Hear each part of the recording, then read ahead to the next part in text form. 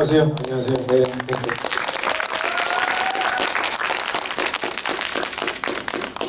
배우님 영화 촬영으로 태국에 있다가 얼마 전에 들어오셨다고 들었는데요. 네. 어떻게 지내셨는지 그럼하고 인사 좀 부탁드릴게요. 아, 네. 일단 새해 복 많이 받으세요. 네. 그리고 뭐 요즘 뭐 상태가 공기 상태가 너무 안 좋죠. 근데 뭐 아무튼 이렇게도 불구하고 이렇게 찾아주셔서 너무 감사드립니다.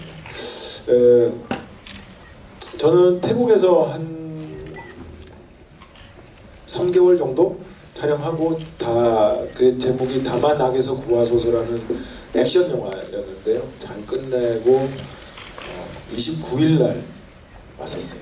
그래서 온지 한 이제 이틀, 3일밖에 안 됩니다. 맞네요, 진짜.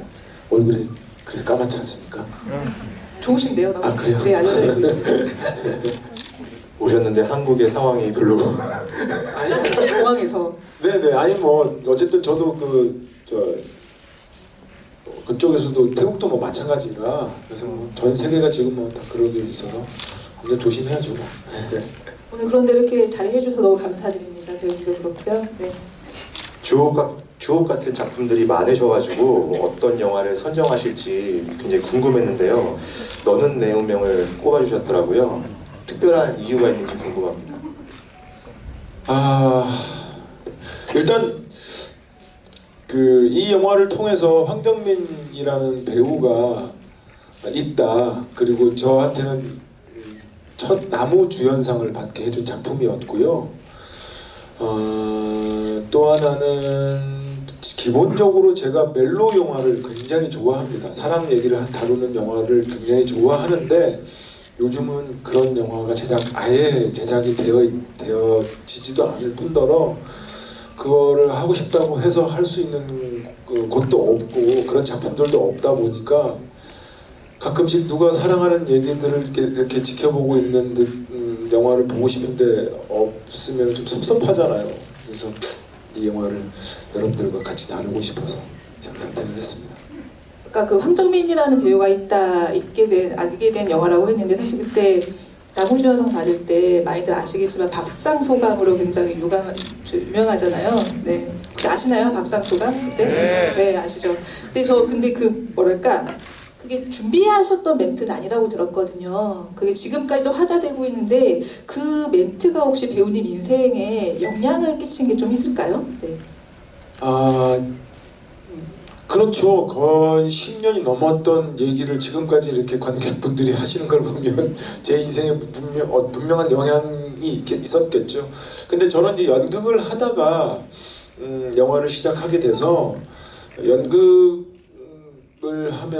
할 때 어떤 작업 방식이 되게 공동체적인 어떤 느낌들이 되게 많았는데 영화는 되게 세분화되어 있어서 또 하나는 그러니까 보여지는 게 이렇게 관객분들한테 보여지는 게 배우 앞에 나와 있는 배우들만 보여지다 보니까 그 실제적으로 스태프들이 얼마만큼 이 작품을 위해서 같이 고통스럽게 작업을 하고 있는지를 저는 정말 알려드리고 싶었었어요. 그래서 그 얘기를 그냥 지금도 마찬가지로 그런 생각을 가지고 하고 있지만 그때는 그런 얘기를 꼭 한번 해야 된다, 짚고 넘어가야겠다라는 생각을 늘 가지고 있다가 그 기회가 돼서 한 거죠 뭐. 사실 저희한테도 이게 화제였지만 현장에서도 그 소감을 한 다음에 스태프들한테 많은 얘기를 들으셨을 것 같아요.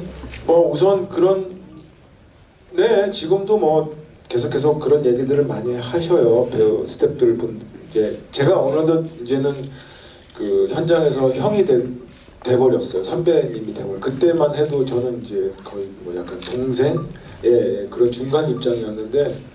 근데 똑같이 저는 변함없이 하다 보니까 스태프들이 계속 고맙다라는 얘기 많이 하고 그래요. 네.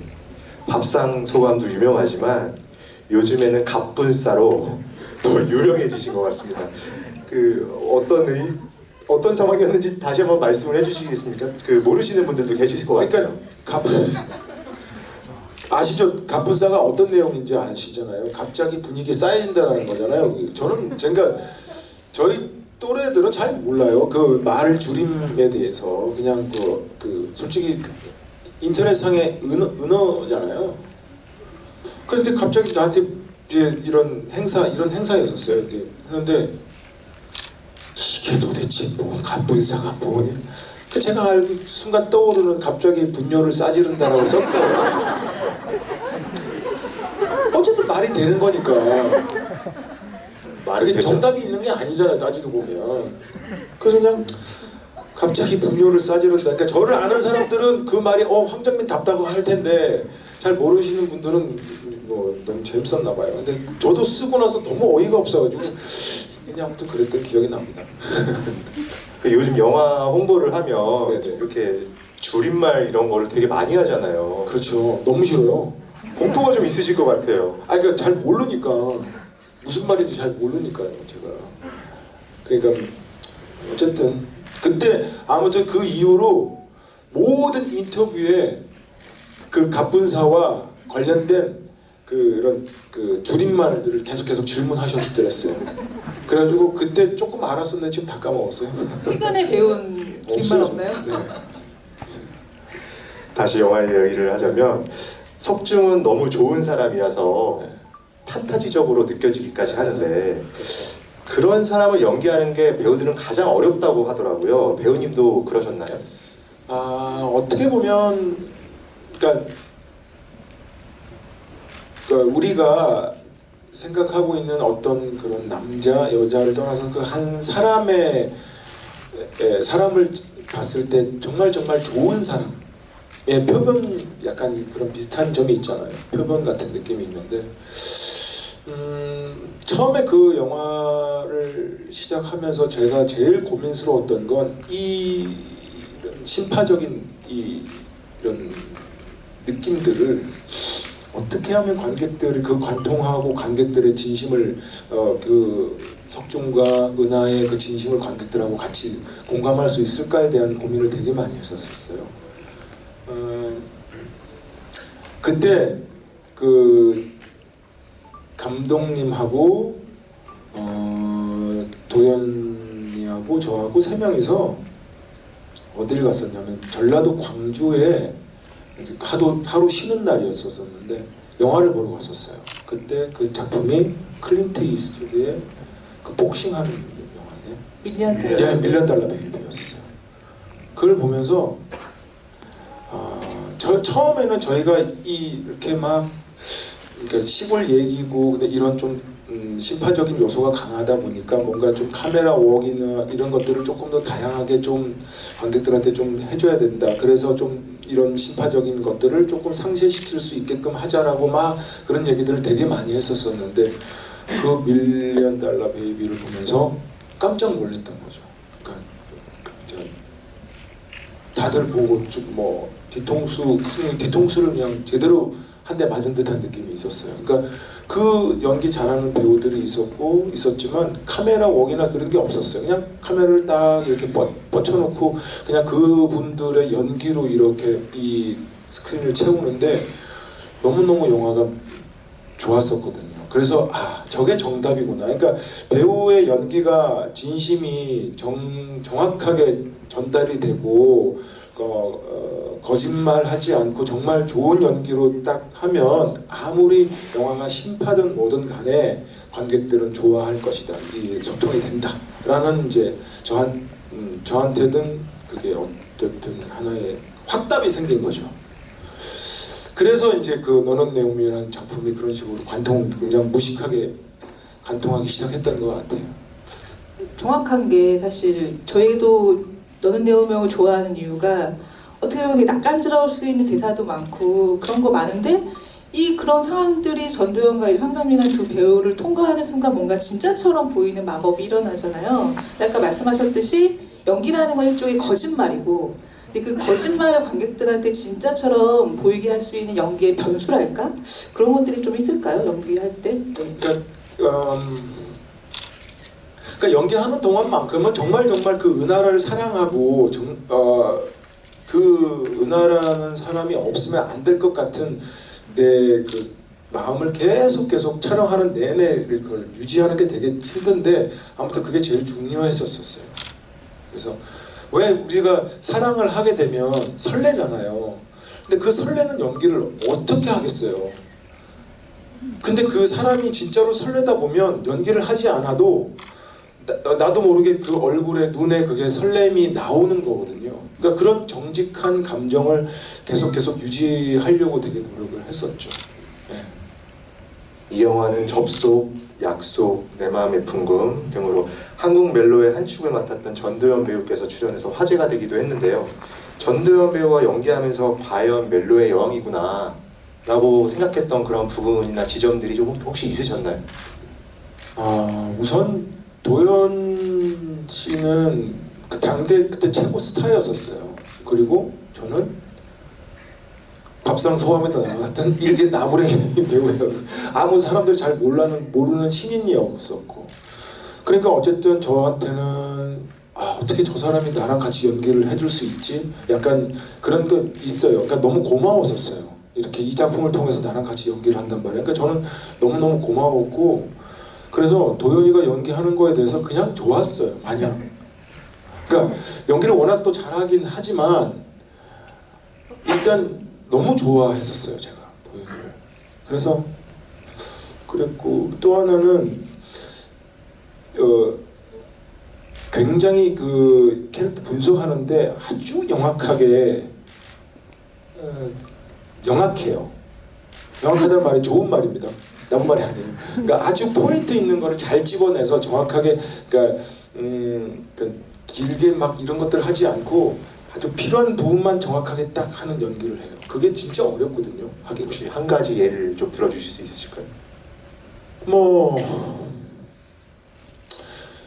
제일 기억나는 건 이렇게 내가 처음에 이제 그 다방에서 내가 이렇게 앉아 있는데 그 딱딱한 날 딱 뒤로 돌아보는 그 느낌, 눈이 있어요. 그 눈이 딱 그 은하 같은 에너지가 있었었고, 또 하나는 나중에 이제 우리들 아시다시피 스피커 말씀. 스피커 말씀 죄송합니다. 스피커 씬도 그거가 이제 세트에서 정말 24시간을 찍었었어요. 그러니까 하루, 그러니까 아침, 예를 들어서 아침 7시부터 촬영을 해서 다음날 아침 7시까지 끝난 거예요. 그 짧은 씬이었는데도 불구하고. 근데 그 24시간 동안 계속 그 우는 그 감정이잖아요. 슬퍼하는 감정을. 근데 저는 하다가 조금 힘들었어요. 힘들어서 이게, 왜냐면 한번 처음 찍을 때는 좋지만 이게 감정이 자꾸 쌓이다 보면 그 감정이 안 나오고 또 복사되다 보니까 늘 했던 게 비슷비슷해지니까 너무 힘들었었는데 끝까지 유지를 하는 거예요. 그러니까 내가 정말 대단하다 너. 야, 너 진짜 대단하다 그랬었어요. 안 힘드니? 라고 물어본 적이 있었어요. 네. 그렇게 말씀하셨지만 제가 듣기로는 전도연 배우님이 인터뷰 때 그런 말씀하셨더라고요. 그 석중이가 은하랑 떨어져 만나지 못하는 대목을 찍을 때 그 촬영하는 동안에 배우님이 자기를 피해 다녔대요. 네, 아니 그러니까 뭐냐면 네. 같은 이제 우리 숙소를 쓰니까 물론 씬은 틀리지만 어쨌든 지나가면 밥 먹을 때도 이렇게 보잖아요. 그럼 좀 말이 안 되잖아. 나는 이제 은하가 떠났고 못 봐서 막 애가 타서 막 그러고 있는 상황인데 내 눈앞에는 있으면 안 되는 거라 웬만하면 안 만났어요. 안 부딪혔어요. 일부러. 그 제가 할 수 있는 최선이었던 것 같아요. 그게. 보통 영화 찍을 때도 이렇게 캐릭터에 몰입해가지고 그렇게 밖에서와 그 네, 감정을 그러는 편이긴 해요. 왜냐하면 그러지 않으면 그러니까 그렇게 해도 연기가 될까 말까인데 그 역할에 대해서 그런 식으로 몰입을 하지 않으면 네, 조금 저는 힘들어서요. 네. 아직 연기를 좀 더 열심히 해보겠습니다. 네. 자리가 불편해지고 있어요. 영화 초반과 네. 후반부 외모에 큰 차이가 있는데요. 네. 은하와 헤어지고 1년 뒤 이야기에서는 살이 쪽 빠져 있으세요. 이 모습을 촬영하면서 완성하셨다고 들었는데 사실인가요? 네. 그러니까 애초에 제가 시작할 때 93kg, 지금보다 한 20kg 넘게 찌웠었어요. 이렇게 찌웠는데 저는 솔직히 살 빼는 거는 그렇게 어렵지 않은데 찌우는 게 너무 힘들었었어요. 왜냐면 늘 체형이 어릴 때부터 지금까지 계속 이랬으니까. 근데 이제 그거를 이제 먹는다고 해서 이게 또 생각보다 쪄지지가 않더라고요. 이게 그러니까 참 사람 몸이 신기한 게 그때 알았는데 많이 먹으면 또 많은 대사량이 있어요. 그래서 살이 잘 생각보다 잘 안 쪄요.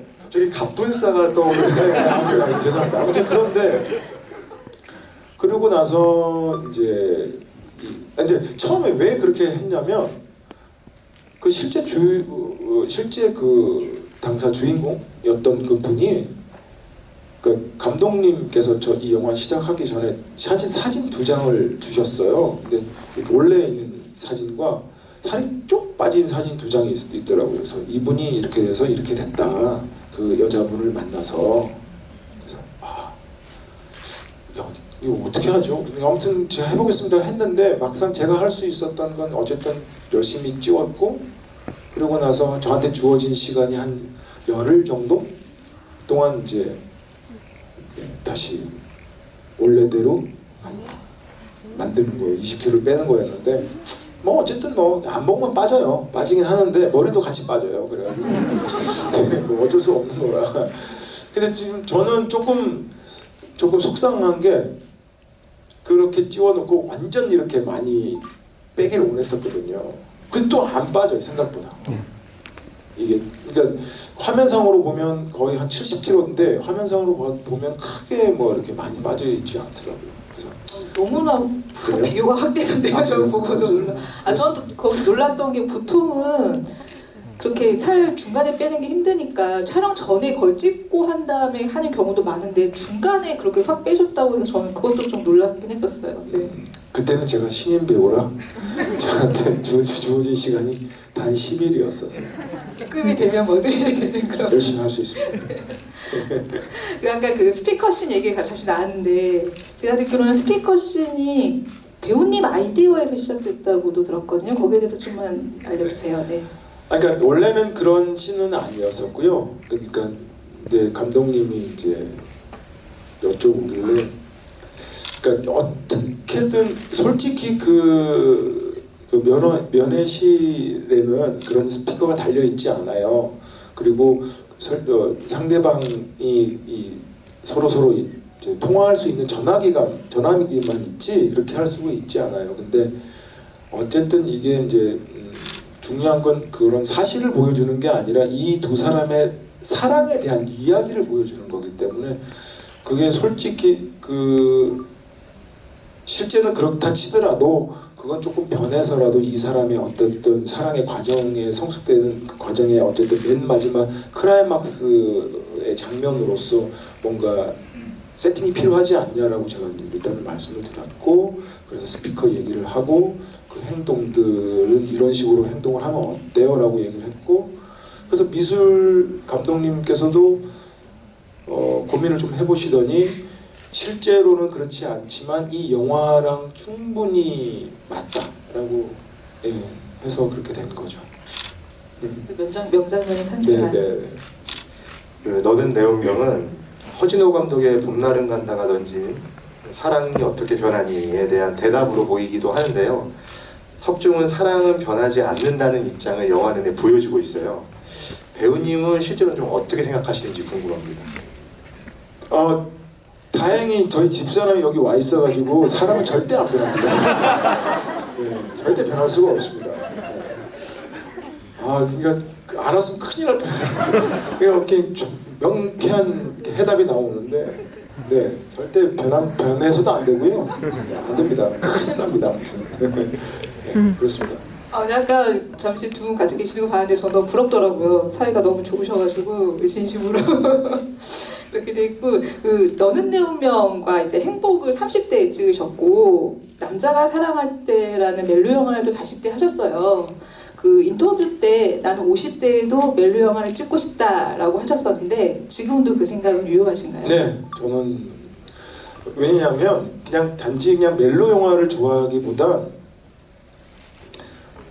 어쨌든 저는 관대로서 관객들하고 같이 이 작품을 가지고 소통해서 같이 이야기를 나누는 걸 좋아해요. 그러니까 중요한 건 사랑 얘기를 할 때가 관객분들하고 제일 소통하기가 쉬워요. 왜냐하면 누구나 사랑을 하고 그 다음에 누구나 사랑을 하고 싶어 하고 사랑에 대해서 너무 잘 알고 그 다음에 상대방의 감정과 내 감정을 너무너무 잘 알기 때문에 그렇게 멜로 영화를 사랑에 대한 얘기를 했을 때 관객들하고 같이 소통하기가 너무 편해요. 재밌어요. 근데 단지 어려운 건 너무 잘 알고 계시니까 허투루 연기를 하면 다 이렇게 뽀록이 나요. 그러니까 걸려요. 죄송합니다. 그러니까 더 예민한 게 있어요. 그 감정에 그다음에 막 그런 사람을 처음 만났을 때 좋아할 때 살 떨림이나 이런 모든 것들이 관객분들도 다 잘 알고 계시니까 그래서 허투루 할 수가 없는 영화라 더 좋아하는 게 있어요. 그래서 저는 나이가 이제 50이 이제 넘었죠. 그러니까 50이 되더라도 나는 멜로 영화 할 수 있을 것 같고 60이 돼도 할 수 있을 것 같고 정말 점점 나이가 들면 들수록 좀 더 잘할 수 있을 것 같아요. 네. 일단 배우님의 50대 하는 멜로 영화 너무 기다리고 있겠고요. 근데 좀 궁금한 게 사실 지금 이 나이에 다시 석중을 연기한다면은 사실 그동안 세상을 바라보는 눈의 변화도 생기고 반응이 변했잖아요. 그렇기 때문에 지금 나이에 석중을 연기한다면 좀 다른 석중이 나올까요? 어떨까요? 아니요, 저는 사랑은요 너무 단순해져야 돼요. 한결같아야 되기 때문에. 그래서 이게 뭐 사랑 때문에 이것 재고 저것 재고는 재미없어요. 그건 사랑이 아니고 그냥 오롯이 그냥 한결같은 그냥 이거 지금 제가 아마 너는 내면 해도 석중 같은 그 에너지일 거예요. 똑같을 거예요. 그 뭐 재미없어요. 네. 로맨티스트라고 말씀드리고 싶어요. 아니 그런 게 아니라 사랑이라는 것 자체가 그래서 그래요. 네. 그 멜로 영화 이야기가 나와서 궁금해졌는데 개인적으로도 좀 좋아하시는 멜로 영화가 좀 있으신가요? 많죠. 저는 그 잭 니콜슨이라는 배우를 너무 좋아하는데 이보다 더 좋을 순 없다라는 그 영화가 있어요. 그분이 나이가 60대 때 그 멜로 영화를 찍으셨거든요. 그래서 그걸 보고 참 대단하다. 저분도 저런 식으로 에너지를 가져서 계속 이런 이야기를 하는구나 해서 제가 큰 감명을 받아서 그런 류의 영화들 좋아하는 게 있어요. 네. 그 전도연 배우께서 2015년 부산영화제에서 출연작 중 2편이 나오면 좋을 것 같은 2편이 나오면 좋을 것 같은 작품이 있는가라는 질문에 너는 내 운명 2를 하면 재밌지 않을까라고 대답을 하셨더라고요. 혹시 출연 의사가 좀 있으신지? 당연히 있죠. 되게 궁금하네요. 둘이 이제 어떻게 살았을까요? 되게 궁금하네. 아니, 다시 꼭 뵙고 싶어가지고 여쭤봤습니다. 저도 전도연이라는 그 배우를 너무너무 사랑해서요. 작품을 꼭 하고 싶은데 매일 만나면 우리는 언제 하지 말만 그렇게 하고 그 제작자분들이 조금 하면 되는데 왜냐면 전부 남자 영화들밖에 없어요. 너무 재미없어요. 그러니까 얘기 좀 제가 계속 하긴 해요.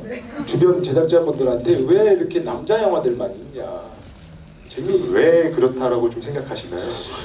그건 잘 모르겠어요. 일단은 여자 영화가 왜 안 만드는지 잘 모르겠는데 그 얘기하기가 조금 불편한가요? 그러니까 아무튼 좀 아니면 남자 영화들이 얘기할 수 있는 그 범위가 조금 쉬워서 그런 건가요?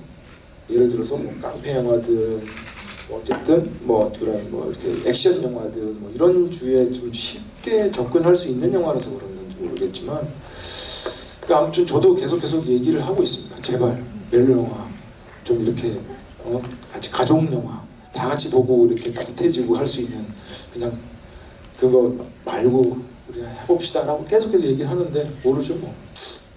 제가 보기에는 남성 영화에서 너무 강렬한 인상을 보여주셔서 그런 것 같아요. 신세계에서 뭐 불화더라든지 뭐 아수라라든지 뭐 이제 그런 영화들에 너무 좋은 연기를 보여주셔가지고 제작자들이 그래서 많이 찾는 것 같습니다. 아까 악역 얘기 나와서 그런데 이 영화가 너는 내 운명 2005년도에 개봉했잖아요. 근데 그해 몇 개월 전에 달콤한 인생이 같은 해에 개봉을 했어요. 네, 네. 그래서 달콤한 인생에서의 백사장 캐릭터 굉장히 좋아하는데 혹시 그 달콤한 인생 백사장이 굉장히 사악한 캐릭터거든요. 그러니까 한 해에 굉장히 다른 면모의 얼굴을 몇 개월 사이에 보여주신 거예요. 그래서 저는 이 배우가 가지고 있는 그런 힘이 어디서 나올까를 두영하고서 되게 놀라기도 했는데 그렇게 넘나드는 게 사실 쉽진 않잖아요. 네.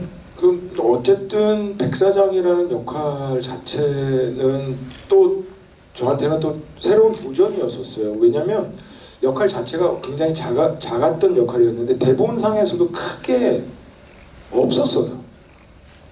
그래서 이런 약간 그 제가 만들고 제가 애드립으로 해놓은 것들이 다 이제 그게 영화상에 지금 보여줘서 그렇지 대본상에서는 아예 없었어요. 그냥 지문에 있는 존재였었어요.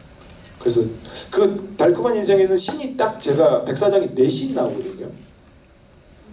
그러니까 4번 나와요. 4번. 근데 저는 이제 그렇게 생각했었죠. 관객분들이 이 영화를 봤을 때 저 사람 뭐지? 저 사람 누구지?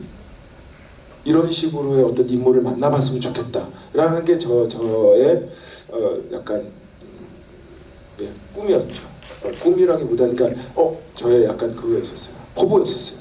그래서 그게 아마 잘 맞아 떨어진 것 같아요. 완전 맞아떨어졌던 게 그 영화 나오고 굉장히 많은 분들이 정말로 저 배우 누구지라는 얘기를 진짜 많이 했었던 기억이 나요. 네. 근데 아마 그때는 제가 처음이고 신인이다 보니까 더 이제 낯선 사람이 그렇게 연기를 하니까 아마 더 이렇게 주목이 되지 않았나라는 싶어요. 근데 만약에 지금 백사장을 지금 한다 그랬을 때 관객분들이 저렇게 그렇게 새롭게 나를 봐줄 수 있으실까? 뭐 이런 생각도 있는데 아무튼 그래도 또 시켜주면야 또 열심히 하겠죠. 그 외에 너는 내 운명, 달콤한 인생 외에도 청군, 내 생의 가장 아름다운 일주일도 개봉을 했더라고요. 네. 그래서 이곳 이제 잠시를 꼽아주셨는데 여기가 이제 그때 사셨던 동네라고 제가 삼전동 여기 뒤에서 네. 살았어요. 네. 여기 오실 일이 없으셨을 것 같아요. 촬영 때문에 바쁘셔가지고. 아니요. 저 이제 혼자 여기서 이제 원래는 이제 뭐 저쪽 마천동에서 이제 지하 이쪽에서 지하 단칸방에 살다가 영화를 조금씩 하면서 개런티를 받고 처음으로 지상으로 올라왔던 동네가 삼전동이었어요. 그래서 제가 이 동네를 되게 사랑했었어요. 올라왔. 예, 지상으로 올라온 동네. 의미 있는 동네. 네네네. 그래서 그래가지고 아무튼 그러면서 이제 어쨌든 잠실역이랑 가까우니까 이렇게 매일 걸어 다녔죠. 삼전을 걸어 다니고 그래서 잠실역에서 타고 가고 그랬죠. 산책하기 딱 좋은 동네라. 근데 저한테는 의미 있는 동네입니다. 네네. 오랜만에 오셨나요 여기 지금? 아니요, 오랜만 오시나요? 자주 오진 않지만 그래도 저기 살 때 이제 뭐 예를 들어서 제가 무슨 뭐 개런티가 생기거나 아니면 저희 아내가 그때는 이제 뮤지컬 배우여서 개런티를 받으면 항상 가는 돼지갈비집이 있어요. 네, 마포집이라는 집이 있는데요. 우리 아이 태어나기 전서부터 다녔던 집이라 지금도 자주 가요. 그 집에. 그래서 그 사장님이 아직도 계셔서 이제 우리 아이가 중학생이거든요. 같이 가면 깜짝깜짝 놀라죠. 오래된 단골집이 하나 있어요. 맛집이 여기 있다고 합니다, 여러분. 그러니까 맛집이라기보다 그러니까 제가 어렸을 때 그 추억이 있는 집인 거죠. 그 집이 뭐 맛도 있지만 어쨌든 저의 추억이 담겨 있는. 그러니까 왜냐면 집사람하고 돈이 있을 때 거기 가서 돼지갈비 2인분 시켜서 소주 한 병 먹으면서 이런저런 데이트하면서 나눴던 그 에너지가 그 공간이 그대로 있는 거잖아요. 그러면 그랬다가 문득 그 기억이 확 들 때 있잖아요. 그러면 아직 사라지지 않고 있으니까 가는 거고 집사람 애기 뵀을 때도 갔고 깐난쟁이 때도 가고 점점 커서도 갔으니까 그런 게 어쨌든 세상 사는 것 같아요. 재밌고 추억이고. 네네네. 그 영화를 보면은 낭만은 청년의 죽음이요. 청년의 죽음은 민족의 죽음이다라는 도산 안창호의 말이 약간 주문처럼 떠다니잖아요. 배우님에게도 연기를 할 때 주문처럼 외는 문구라든지 다짐이 좀 있나요? 아니 문구는 없고요. 저한테 스스로한테 약속하는 게 있어요. 그러니까 영화 지금부터 제가 그러니까 지금까지 영화를 해오면서 수많은 수십 편의 영화를 해오면서 단 한 번도 약속을 어겨본 적이 없어요. 그러니까 예를 들어서 현장 시간이든 뭐 오늘 이제 아침에 이제 콜타임들이 나오잖아요. 그러면 6시 보통 뭐 7시 콜타임이 나오는데 단 한 번도 어겨본 적이 없어요. 그건 어릴 때부터 시작 얘가 할 때 절대 어기지 말아야지. 이 사람들하고 약속 꼭 지켜야지. 그래서 늘 1시간 일찍 가요. 그러니까 처음에는 스텝들이 되게 좋아했는데 나이가 먹고 선배가 되다 보니까 일찍 나오는 걸 또 스텝들이 부담스러워해. 근데 아니 어쨌든 저는 지금까지 내가 자신할 수 있는 용기 있게 말씀드릴 수 있는 건 단 한 번도 어겨본 적이 없어요. 이거는 그렇습니다. 운명이라고 생각했던 순간이 지금까지 있었습니까? 네, 그럼요. 저희 이제 아내 만날 때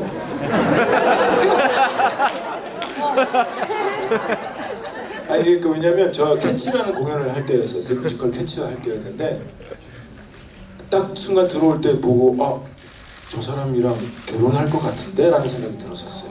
그래서 그런 게 있었고 또 하나 그 다음에 어쨌든 작품으로 따지자면 진짜 그 매 작품 제가 했던 작품들은 저한테 인연이에요. 저의 인연이에요. 그러니까 작품 할 때 만나는 배우들과 스태프들도 제 인생이 처음이자 마지막인 작품이잖아요. 그러니까 인연인 거죠. 그래서 허투루 할 수가 없는 운명인 거예요. 그러니까 굉장히 중요한데 그래서 매번 작품 할 때마다 저는 저 스스로한테 물어봐요. 너가 이 작품을 하게 되는 거에 대해서 후회를 하니 안 하니라고 스스로한테 물어봐줘요. 그러니까 후회를 안 하면 당연히 하는 거고 후회를 하면 이 작품을 안 하면 되는 거거든요. 근데 어쨌든 이 작품이 나한테 와서 내가 이 작품을 유심 있게 보게 되고 하게 되는 이유는 운명인 거죠. 큰 운명인 거죠. 왜냐하면 3, 4개월 동안 그 배우와 스태프들이 정말 가족들보다 더 많은 시간을 보내면서 이 작품을 선보이는 건 그러고 나서 그 영화는 끝이잖아요. 제 인생에서. 그러니까 저의 필모그래피에서 처음이자 마지막인 거거든요. 이 작품이. 그래서 매번 할 때마다 그런 식으로 계속 얘기를 하는데 저한테는 늘 그래요. 이 작품은 나한테 어떤 운명이길래 이렇게 와가지고 나를 힘들게 하지? 이런 얘기를 스스로 한 적이 있어요. 배우님 그 닭도리탕 멤버들 좀 소개해 주세요. 아니요 뭐 그 근처에 먹을 만한 뭐 소주 한잔 하면서 먹을 수 있는 게 그게 이제 그 집밖에 없어서 자주 가긴 하는데요. 다음 차기작 일단 차기작은 우리 사랑의 불시착에 아주 사랑의 불시착 맞죠? 네 맞아요. 네. 현빈 씨랑 같이 하게 돼서 차기작을 하게 될 것 같고 저는 솔직히 이제 친한 친구들이 우성이도 그렇고 정재도 그렇고 김남길 씨 그다음에 뭐 다들 다 친해요. 정말 친한 친구들인데 어쨌든 그 친구들하고 하는 거는 너무너무 행복한 일이죠. 근데 그것도 마찬가지로 작품이 어떤 식으로 전달이 될지 모르니까 못하고 있는 거. 말은 맨날 같이 해. 언제 해요? 같이 그렇게 얘기는 하긴 해요. 예. 수리남 작품은 그 교섭이 3월달에 들어가거든요. 근데 그 이후의 작품이라 지금 아직 선택은 못 하고 있었어요. 지금 고민 중이에요. 그거는 영화가 아니고 드라마여서 제가 이제 드라마를 섣불리 이렇게 하기가 어려울 수도 있어서 시간도 많고 그래서 좀 고민 중이긴 합니다. 네. 배우 황정민이 배우라는 직업을 가진 이상에서 명장면은 그렇게 없어요. 늘 이게 왜냐면 제가 아니기 때문에 그게 대해서 고민해서 막 이렇게 열심히 하고 어떻게 집요하게 하는 거가 다인 거지. 근데 그냥 인간 황정민은 명장면이 너무 많죠. 왜냐면 첫 영화 캐스팅된 날 너무너무 기억이 나고 그다음에 그러니까 그게 와이키키 브라더스라는 연극하다가 처음으로 영화라는 걸 해보고 싶어서 수많은 오디션을 보다가 그 와이키키 브라더스라는 영화에 캐스팅이 된 날 같이 하자고 임순례 감독님께서 전화 와서 같이 하자고 전화한 날 그때 저는 핸드폰이 시티폰이었어요. 혹시 여러분 시티폰 모르시죠? 네, 죄송합니다. 그 시티폰은 그 전화 부스, 그러니까 공중전화 부스 옆에서 해야지만이 소리가 들려요. 그래서 아무튼 들었던 그날, 그 다음에 뭐 너는 내 운명을 통해서 영화제에서 상 받은 날, 너무너무, 그 다음에 또 뭐 우리 아이 태어난 날, 너무너무 많죠, 명장면이. 근데 이제 배우로서는 힘들어요. 없어요. 네. 아무튼 제가 보기엔 그래도 조금 쑥스러움을 많이 타서요. 예, 그래서 그리고 팬미팅을 뭐 하자라는 얘기들이나 제안들은 굉장히 많았는데 제가 그냥 다 거부를 했었어요. 아무튼 좀 불편하다기보단 제가 이제 그거를 이렇게 잘 안을 수 있는 조금 능력이 돼야 되는데 자꾸 낯간지러하고 막 이제 아시잖아요. 제가 원래 저는 생일 잔치, 생일이면 생일 케이크를 받아 생일 축하해라는 건 남 해주는 건 좋아하는데 정작 내가 생일을 받는 걸 너무너무 싫어해요. 그러니까 잘 못 견뎌해요. 그게 생일 축하해라는 마음 들고 있어요. 그래서 못하고 있는 거예요. 또 하나는 마지막에 처음에 이제 질문하셨던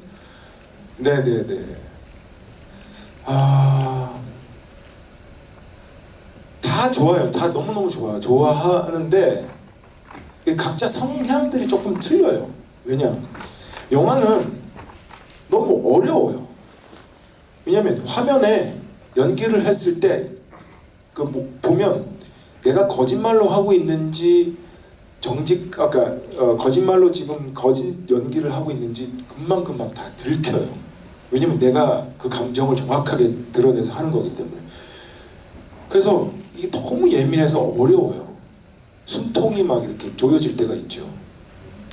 그럴 때 연극을 가서 해요. 그러니까 영화를 계속 하다 보면 막 숨통이 막 조여지고 너무너무 힘들고 하면 연극을 하면 마음이 편해져요. 무대에서 2시간 동안 무대에 있을 때 비로소 배우 황정민이라는 걸 스스로 느끼게 되고 막 그 2시간 동안 미친 듯이 연기를 하고 메인 관객분들한테 인사하고 커튼콜 하고 할 때 너무너무 행복해요. 너무너무 감사하고 또 이렇게 여러분들 뵈니까 좋으네요. 제가 공작 이후로 영화가 이제 3년 동안 없었을 때 있어요. 올해 이제 열심히 할 텐데 지금 이제 인질이라는 영화가 이제 할 거고 다만학에서 부활해서 노래를 좀 찍었고 그다음에 또 교섭이라는 영화 또 찍을 거고 그러니까 좀만 기다려주시면 더 좋은 작품으로 또 연극도 열심히 할 거고 여러분들 늘 건강하시고 행복하시고요. 항상 행복하셔야 되고 아시죠?